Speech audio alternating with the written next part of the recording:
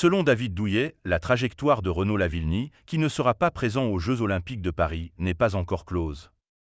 Après une intervention chirurgicale sur ses ischio-jambiers en septembre dernier, Renaud Lavillenie n'a pas pu se remettre suffisamment pour atteindre la barre des 5,82 mètres, qui correspond aux critères de qualification pour les Jeux Olympiques.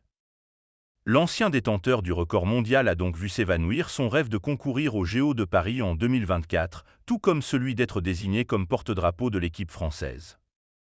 C'est un coup dur pour le perchiste de 37 ans, mais il n'a pas encore dit son dernier mot. Selon les déclarations de David Douillet à son sujet, Renaud Lavillenie n'envisage pas de mettre un terme à sa carrière. Renaud a tout de même réalisé un saut de 6m16, ce qui est impressionnant. Il a prouvé qu'il possède toutes les capacités nécessaires. Cependant, la blessure est un véritable cauchemar pour un athlète, c'est une épreuve difficile, a souligné l'ancien judoka français sur les ondes de RMC. Douillet, Renaud a encore des objectifs à atteindre avec la perche.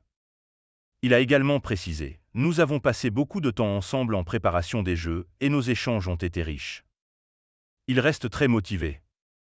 Son désir de sauter est toujours présent, et il souhaite vraiment aller au bout de son parcours, ce qui est essentiel. Lorsqu'un athlète ressent qu'il n'a pas encore achevé son histoire, il est crucial de poursuivre jusqu'à la fin pour éviter de vivre avec des regrets en arrêtant trop tôt. Je suis convaincu que Renaud a encore de belles performances à réaliser avec sa perche, et sa personnalité attachante fait que j'apprécie toujours de le voir en compétition.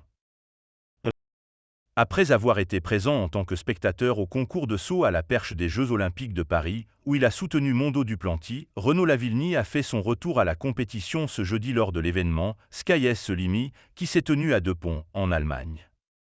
Le Français a réussi à franchir une hauteur de 5,70 mètres, se rapprochant ainsi de son meilleur résultat de la saison, atteint fin mai en Pologne avec un saut à 5,72 mètres. Cela laisse présager de belles performances à venir.